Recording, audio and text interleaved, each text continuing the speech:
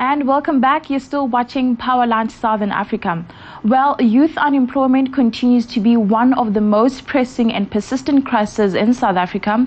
With over 60% of young people out of work, the consequences go beyond just economic stagnation.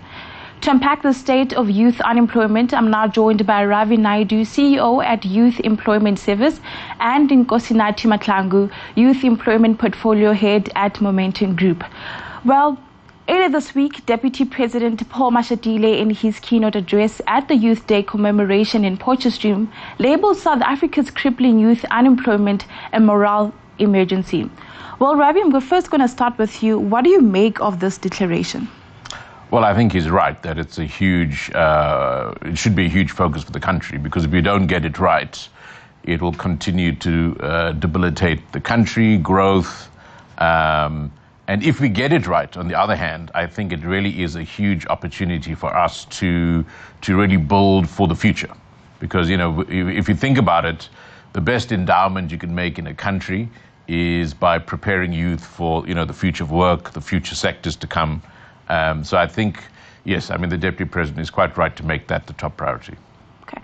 Well, thank you for setting the scene. According to Stats SA, in the last quarter of 2024, about 132 jobs were created.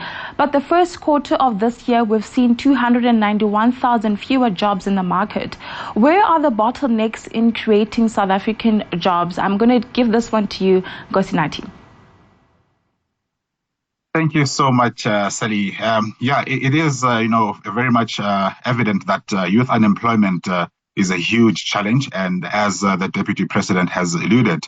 And looking in terms of where the bottlenecks are, each time when we get, the Stats SA results, we know that after each matric year or past results, we know that that will also up the unemployment numbers as far as young people are concerned.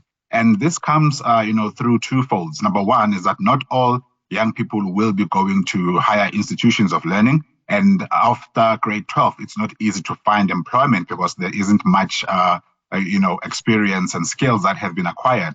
And then over and above that, the youth now will form part of the NEET group. They're not in education, not in employment and training. So this has been, something that we've been experiencing in the past couple of years, and that has been the trend. However, this also, gives us an opportunity to see that what can we do in the system, either from a private, and public partnership perspective, in terms of how do we bridge the gap in terms of aligning young people with opportunities and have proactive measures to bridge that gap. I love that you said aligning youth with employment opportunity, but I'm going to still stay with you. The Government of National Unity just marked 1 year since its formation. Have you seen any notable shifts in policies to address youth unemployment? At this point, Sally, I wouldn't say there has been any significant shift in policy. Also bearing in mind that with 1 year of the GNU, there has been, some also in terms of them getting orientated and aligning in terms of policy and implementation, because it's one thing to have policy and implementing policy is another challenge. And also bearing in mind that GNU is also, composed of different, political backgrounds, ideologies. However, when it comes to youth unemployment challenges, these have been in existence historically. So what we would like to see happening now moving forward, especially with the 1 year of GNU's existence, is to have some set of milestones put in place to say, how are we going to now look at the next year in terms of, the low-hanging fruits in as far as youth upskilling, youth employment, and also youth entrepreneurship. Taking it back to you, Ravi, what are the key factors that are widening the gap in terms of education and creating jobs for young people? Yeah, so I think if we just take a step back to what's the cause of high levels of youth unemployment, the one thing is, you need economic growth. There has to be on the demand side, If you're growing, I think as Nkosinathi was alluding to, at 0.1%, or anything under 3% of GDP growth, you are really now going backwards in terms of jobs. So we need to look at how we can boost economic growth, because that's where the jobs are. And I think the point which you're raising is on the supply side, On the other side of demand side will be supply side. We need to ensure that people are coming through with the right, preparation from school and the post-school support from the education side to go forward. And, YES works, so from the Youth Employment Service, or YES part where I'm from, we have to take those as given, that there's low economic growth and that the schools and higher education are not entirely working as it should, particularly schools. And therefore, what we try to do is say, let's get very talented people from, from disadvantaged backgrounds to come into the game.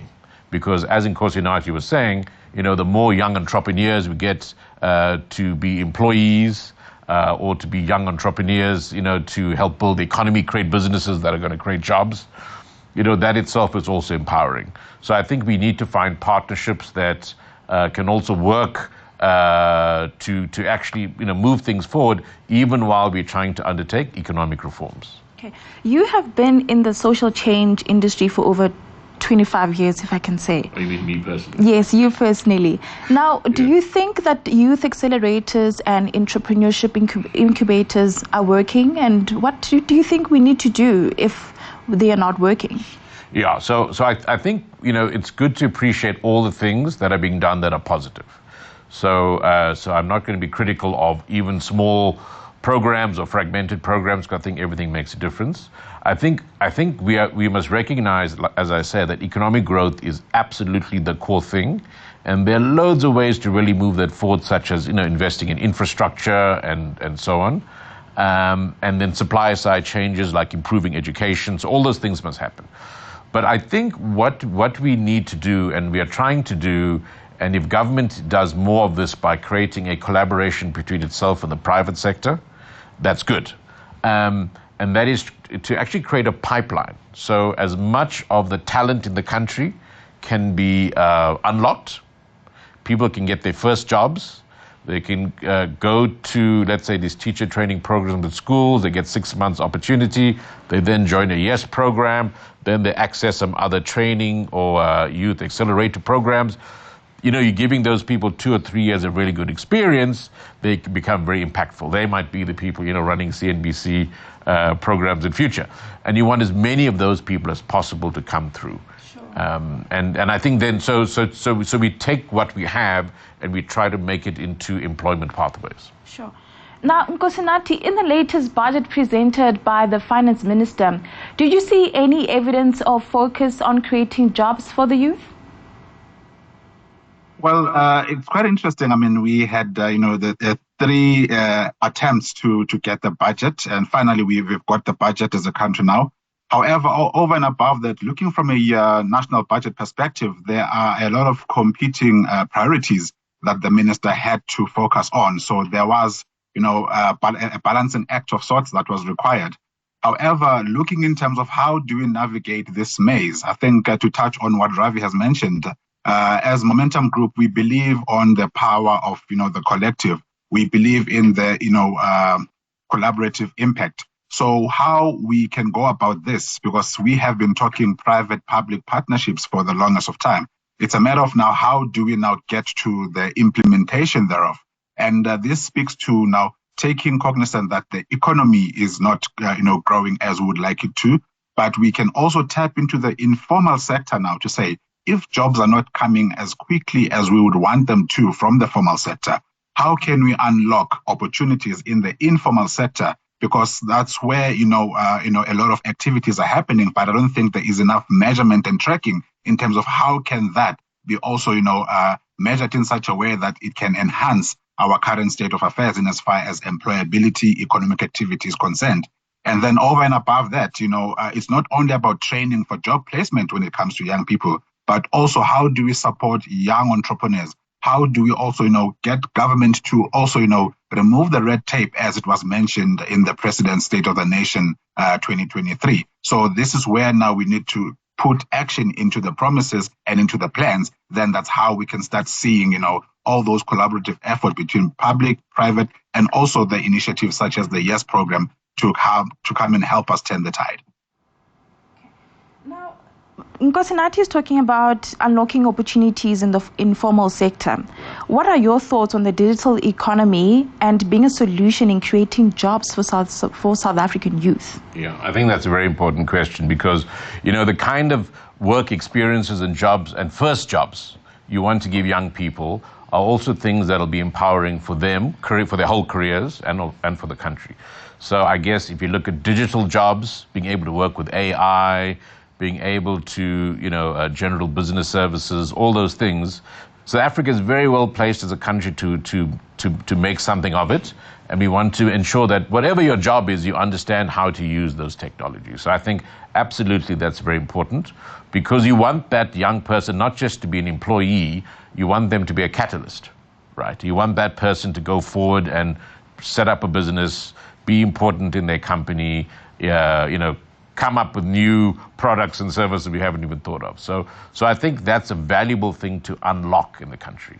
And that's why I think if the Deputy President focuses not just on youth employment, but on saying it's the type of employment we want to give youth, that also becomes very empowering, almost as empowering as, building infrastructure, because you're seeing the young person as an asset. So I think, yes, so I would say there's certain sectors like that which are great for jobs and great for the economy, and that's what YES is trying to do with its private sector partners. Speaking about private sectors, what does it take to get more private sector participation in our country? So, so in terms of the YES program, let me just say, we are fully funded by the private sector, although I think we might, the President Ramaphosa can claim to be a co-brain trust member that came up with the idea. And we would really love to see the government incentivize and encourage companies to join in bigger numbers. So YES is now the biggest private sector funded youth program in the world, right? 43,000 people last year, completely funded by the private sector. But what do we do for companies that already, level 1 BE companies? They would say, well, I'm already level 1. But they might join us if we could say to them, look, if you did more for youth employment, you might be able to trade off with other parts of the code that you find very difficult to implement. So instead of dropping out of BE altogether, why don't you come into BE but prioritize youth? Sure.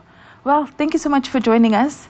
And that was Ravi Naidoo, CEO of Youth Employment Service, and Nkosinati Mahlangu, Youth Employment Portfolio Head at Momentum Group. After the short